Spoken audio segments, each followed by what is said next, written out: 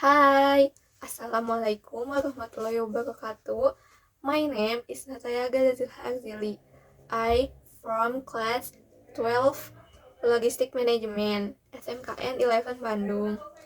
Here, I will explain material about conditional sentence. Dalam bahasa Indonesia, conditional sentence ini berarti kalimat pengandaian. Kalimat ini bisa digunakan untuk menggunakan sebab akibat, kemungkinan terjadinya suatu hal, dan menyatakan pengandaian atau hal yang sebetulnya tidak akan pernah mungkin terjadi.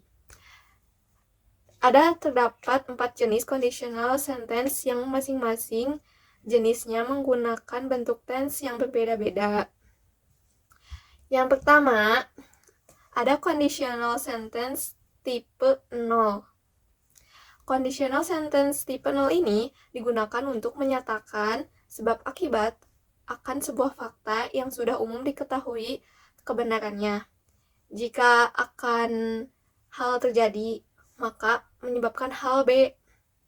Ada juga rumus dari conditional sentence tipe 0, yaitu yang pertama, if ditambah simple present tense ditambah simple present tense.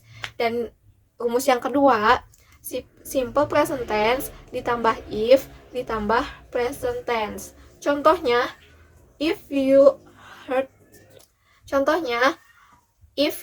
butter, it melts.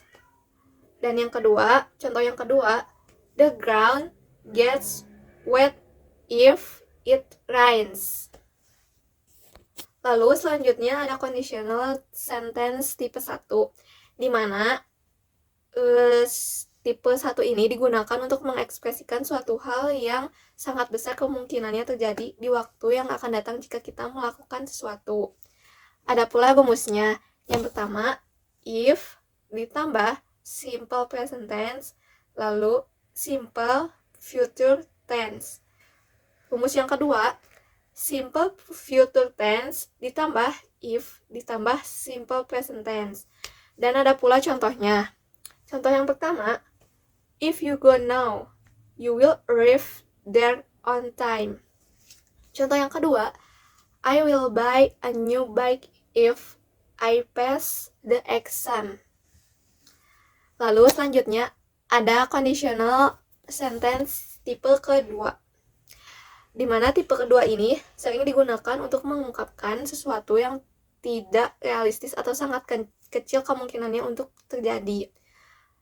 Ada rumusnya juga. Yang pertama, if ditambah simple past lalu present conditional.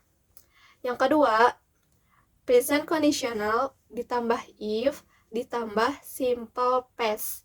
Dan ada pula contohnya.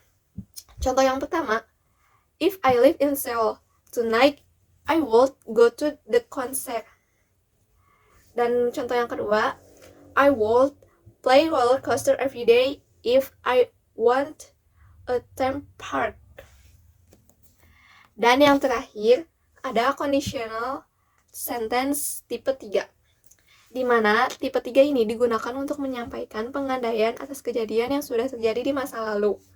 Karena sudah terjadi dan tidak bisa diulangi atau tidak bisa diubah lagi kenyataannya, kita hanya mengungkapkan pengandaian apa yang akan terjadi jika kejadian tersebut berjalan berbeda dari kenyataan. Ada pula rumusnya. Yang pertama, if ditambah past perfect, lalu perfect conditional.